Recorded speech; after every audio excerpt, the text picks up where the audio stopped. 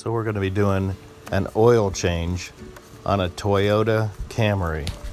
So take off the oil cap to let it breathe, and then go underneath and go ahead and take out the oil drain plug. Once the plug is removed, let all the oil drain out and just give it about 10 or 15 minutes to let it all come out. By removing the oil cap at the top of the engine, this allows the oil to be able to fully drain because it's vented at the top, and it really does help. I usually put the drain plug underneath one of the tires. I do this consistently because I don't want to lose it. Losing this drain plug makes an easy job a tough one. On this car, the oil filter's pretty easy to access, so just grab it and spin it off. Sometimes you're going to need to use a filter wrench.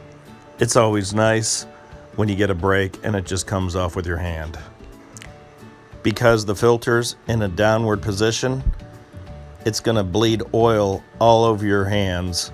If the filter were oriented on the side of the engine, it wouldn't be such a mess. Now that the oil filter is off, you can just let it drip. While you're letting the oil drip out, I usually take the crush washer and I sand it flat, because if you do this, you're able to reuse the crush washer. If you don't sand the crush washer, you want to probably replace it, because this is where it'll start to leak, because that little lip that you saw actually will allow the oil to leak out at that point. When I turn this crush washer over, you're going to see where the distortion is, and this distortion is what causes the leaking. The manufacturer recommends that you replace this crush washer every time, and it's because of this distortion. But sanding it takes care of the problem, and I've been doing this for years. Now that it's flattened, we can go ahead and put it back on the bolt, and it's ready to go back in the car. So just spin it in by hand as far as you can. Once it's in, go ahead and tighten it up with a wrench. So now, after we have the drain plug put back in, we're going to go ahead and get the oil filter ready. So take a little bit of fresh motor oil and put it along the gasket. This thin film of oil will help the oil filter seal. Now, make sure that when you put the filter back on, that the other gasket from the other filter is not stuck on the car where the oil filter sealed last time. Sometimes it sticks up there and you don't even know it.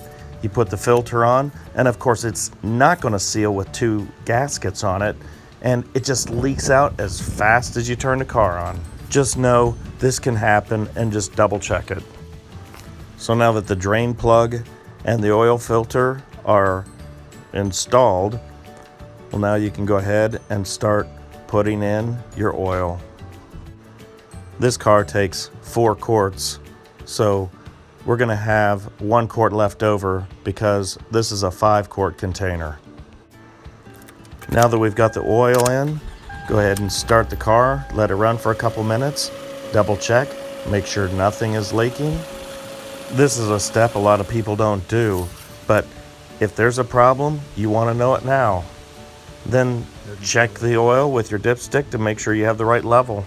When I pour out my old oil, I make sure I filter it just to see what's in the oil and to give me a heads up if there's a problem or not.